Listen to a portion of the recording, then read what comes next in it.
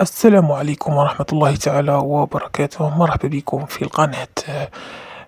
أخوكم في الله أحمد. نطلب منكم أنكم تدعموني في هذه القناة، ديروا جيم للفيديو وتشتركوا في القناة فضلا وليس أمرا. ونروحوا الموضوع اللي راهم الناس كامل راهي تسقسي عليه، راهم باغيين يدوا رسمي حول هذا الموضوع، واللي هو منحة ربة العائلة. ما هي الشروط وما هي ما هو الملف ومن هم المقصودين بمنحة ربة العائلة؟ أنا في هذا الفيديو راح نشرح لكم بدون كذب، بدون نعطيش الآمال الكاذبة ولا كيما راهم يديروا. ربي عطاك وذن وعطاك عين وعطاك الحواس أنك تشوف بيهم وتفهم بيهم الجريدة الرسمية. الجريدة الرسمية تقول ربة العائلة، فصلوا فيها الآن، خرج كلش في الجريدة الرسمية. هضروا على ربة العائلة ورب العائلة. من هي ربة العائلة؟ قالوا المطلقة، الأرملة، والتي زوجها لا يستفيد من أي دخل ولا منح. ما تقولي لي تاجر، ما تقولي لي عنده سجل تجاري، ما تقولي لي يخلص البطالة، ما يخلص والو، ما يخدمش عند الدولة وما يخدمش عند روحه وما يديش المنح تاع الأمراض المزمنة والمعوقين والبطالة وكامل وجميع المنح. اللي تسقسيني على شي يخدم ولا شي يدير ولا يخلص ديك المنحة، نرفد لك المطرق ونطيح فيك. قلت لكم ما كاش المنحة كامل الأزواج اللي لازم يكون حجرة محطوط في الدار. بالمعنى هذيك اللي يكون حجرة محطوط في الدار هي اللي يعطوها 700 ألف. كذلك رب العائلة يكون ماشي خدام أقل من 60 سنة، أكيد أقل من 60 سنة، حتى المرأة أقل من 60 سنة. وكذلك الحاجة اللي مهمة، الرجل اللي يكون ماشي خدام ولده يعني عنده أولاد، بشرط يكون عنده أولاد.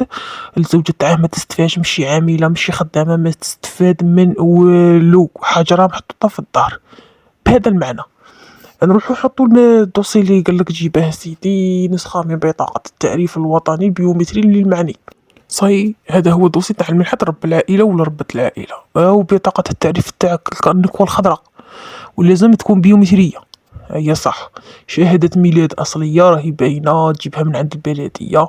نسخة من بطاقة الشفاء للمستفيد، التأكد من الرقم، لازم تتأكد من الرقم تاعها. زوج صور شمسية واضحة وجديدة.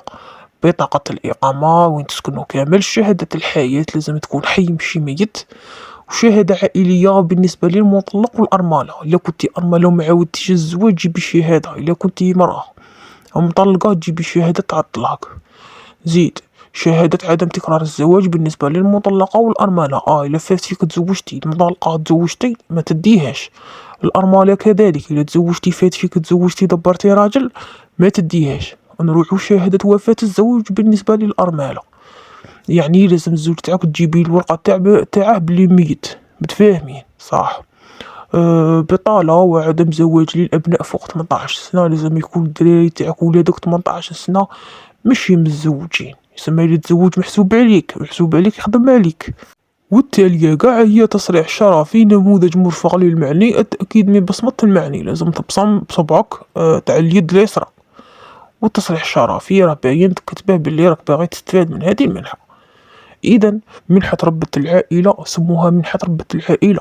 ومنحة ربة البيت يعني منحة الماكيدة في البيت وحدها اللي هدر عليها الرئيس في الحملة تاعه الانتخابية. هذيك راهي كاينة ماهيش ما كايناش كامل، راه رايحة تكون يستحدثوها وهضروا عليها باللي كاين استحداث.